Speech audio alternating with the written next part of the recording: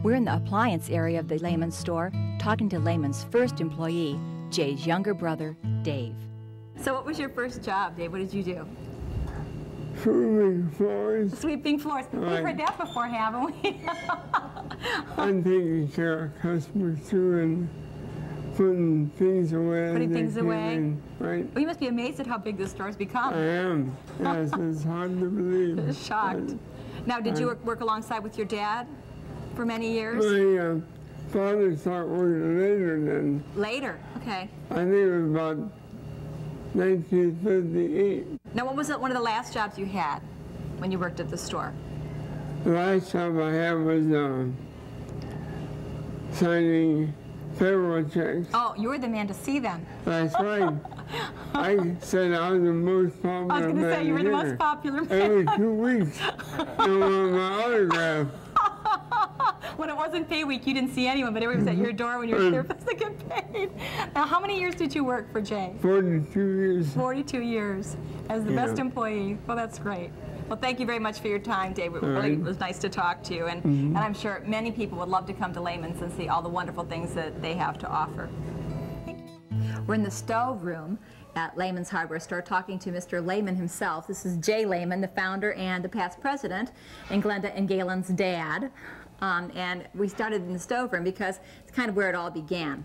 Right, Jay? Right. Right behind us is kind of a stove that's used as an example of...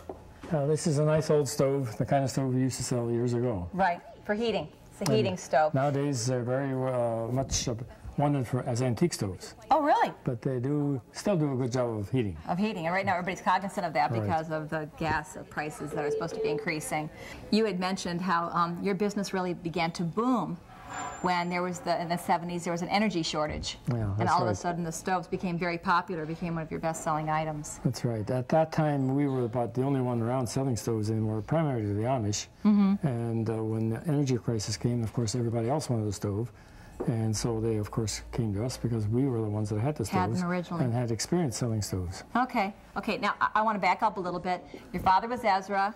You have your sister Pearl and your brother Dave, who we've already met. You also had an older brother who passed away, correct? Yes. And two younger sisters, and none of them were in the business.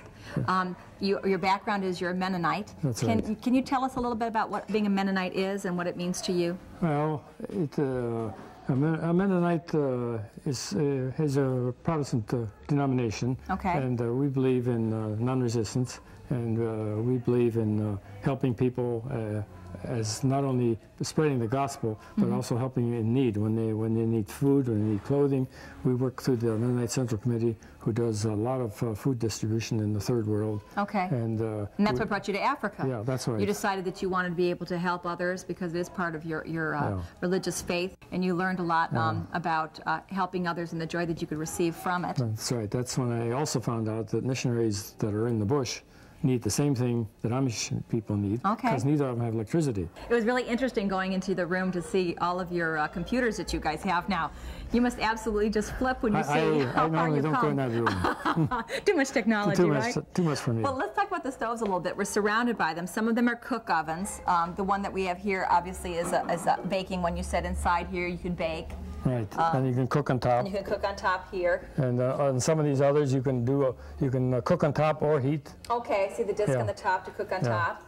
And then the one in the front here, the enamel one, is more like you're saying the women come in, the men pick out the common sense stove, and they come in and pick the enamel one that's... They pick out the pretty ones. The pretty one that's nice looking. And again, you can cook on top of this, and it's a good heater. And you mentioned some of them have the blowers in them, so it blows the heat out as well. But if you have an electrical shortage or you don't want to use the blower, of course, you don't have to. That's right. The heat will come out anyway and circulate through the room. We're up in the computer room, and I'm talking to the lady in charge, Becky Workinger. Becky, tell me all about what you do up here. What's your job title? Well, my title is mail order supervisor, but we actually all just work here together. We're answering phones and helping our customers as they're calling in their orders. Okay. Sending them in by mail. That's what you've got here. Right a bunch of orders that you process up here. Right, and on the web when they're doing, we download orders from the web, and so we're constantly doing everything to help a customer to order. Now, how many people do you have up here answering the telephones? I actually have 12 on calls all the time. Then I've got several that are doing just customer service issues and processing orders. So, okay. But 12 usually picking up phones, and that's more than we've had from years before. And you process orders from all over the world. Oh, it's exciting. It really is. Where you've talked to, you go home that evening and you think, oh gosh, I've talked to France, I've talked to Germany, you know, where you travel Australia, all right in this building. You've been all over the world. That's amazing. We're still up here in the computer room, and we're talking to the guy that's kind of in charge of all of it. Anything that's not sold in the store, Bruce Beckville takes care of. He's in charge of being the vice president of mail orders. That's right. Right. And how many mail orders do you get a day about? Right now we're getting around somewhere around 500 to 900, depending on what day of the week it is. Okay. Is it most of it from catalog, or what do you think the ratio is from catalog and from internet, from your virtual well, catalog?